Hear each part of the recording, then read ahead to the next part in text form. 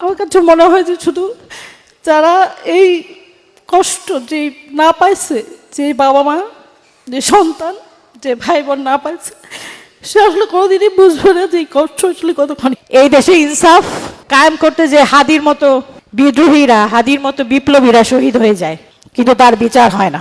তার বিচার যে করবে সেটার আমরা আশাও দেখি না। আমার কাছে মনে হয় যে শুধু যারা এই কষ্ট যে না পাইছে, যে বাবা মা, যে সন্তান, যে ভাই বোন না পাইছে, সে আসলে কোনোদিনই বুঝবে না যে এই কষ্ট আসলে কতক্ষণ। কিন্তু আমরা তারপরে এই কষ্ট নিয়ে কিভাবে আরো শত হয়েছি, অথবা বলতে পারেন যে আরো বেশি জজবা পাই, আরো বেশি আন্দোলন করার জন্য।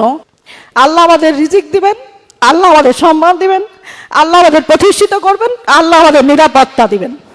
না কোনো সরকার, না কোনো ব্যক্তি, আর না কোনো প্রতিষ্ঠান আমাদেরকে এগুলো দিতে পারবে। বাংলাদেশে এটা কখনোই পসিবল না।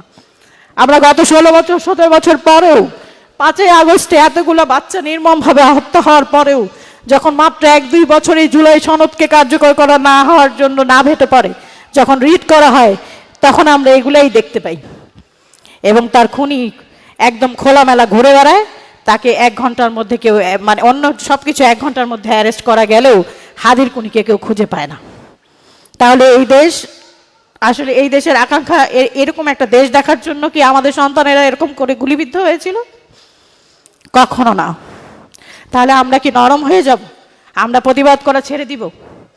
আমরা কি এরকমই থাকব? আমরা কি হতাশ হব? না।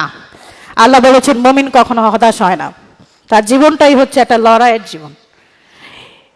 আমাদের শহীদেরা সেই 17 বছর ধরে গুম খুন হওয়া ছোট ছোট ছেলেপেলেরা, মাদ্রাসার ছেলেরা, গণহত্যা, হেফাজতের গণহত্যা, পিলখানার হত্যাকাণ্ড, সব কিছু আমাদেরকে শিখিয়েছে আমরা কখনোই মাথা নত করব না। দেশপ্রেম আমাদের সবার আগে ছিল, ইসলাম আমাদের জন্য সবার আগে ছিল, সেটাই থাকবে।